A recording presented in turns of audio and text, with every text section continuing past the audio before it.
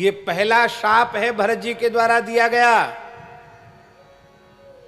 ये शाप है। यद्यपि वो हाथ में जल लेकर शाप नहीं दे रहे हैं, पर शाप कहते किसको हैं? भरत जी कह रहे हैं तस्मात् त्वं सततम दुखम प्रेत्य चेह सलप्स्यसे। अरे कुल घातनी,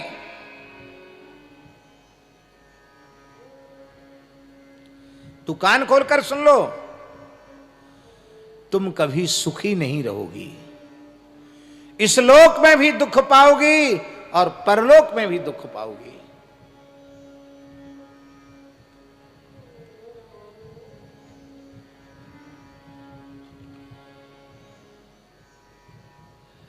तुम दुखी रहोगे, तुम सुखी नहीं रह सकती।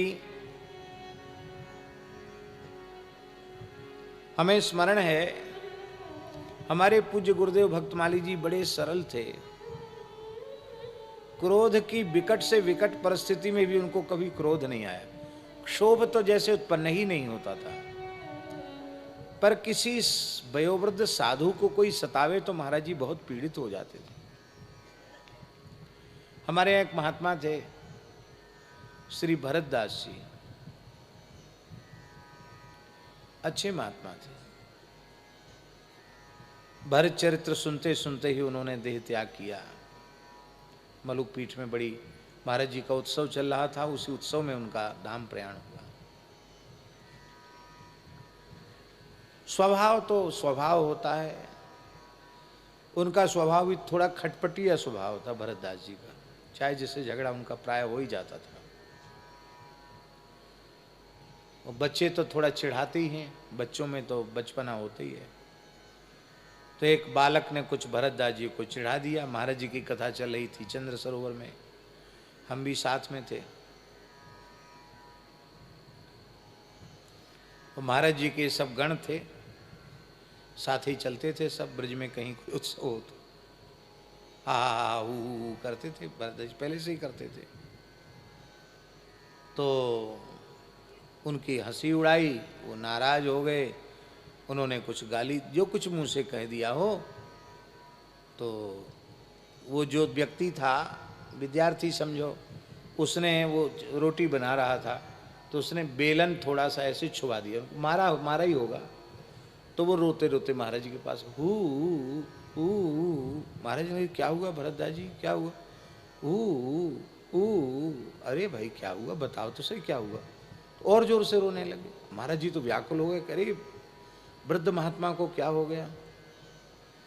तो अमुक व्यक्ति ने हमको मारा, देखो हाथ टूट गया। हमारा हाथ वाथ कुछ नहीं टूटा था, उन्होंने हाथ टूट गया मेरा। तो महाराज जी ने कहा भाई ऐसा क्यों किया, महात्मा को क्यों पीड़ित किया तुमने भाई? उसने कहा नहीं नहीं, ये इन्होंने क्या किया ये तो ये बता नहीं रहे हैं, और हमारी शिकायत लेके आए हैं। हमने तो कुछ नहीं किया, इन्हें एक बेलन छुआ दिया, इससे हाथ टूट गया इनका।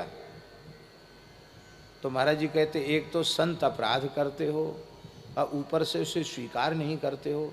देखो भाई तुम कभी सुख नहीं पाओगे, ये महाराज जी के मुंह से निकल गया, तुम कभी सुख नहीं पाओगे। बात तो बहुत पुरानी है, लेकिन वस्तुतः स्थिति वैसी ही है। जिसको कहा गया था सुख नहीं पाओगे, आज तक उनके जीवन में किसी भी प्रकार से कोई समाधान नहीं है। इसलिए सत्पुरुषों के पास रहने वाले को बहुत सावधान रहना चाहिए, कभी उनके मुंह से कोई ऐसी वाणी न निकल जाए। भरत जी भी परम करुणामय हैं, लेकिन आज उनके मुख से वाणी निकली है कि केकई न इस लोक में तुम सुख पाओगी न परलोक में तुम सुख पाओगी।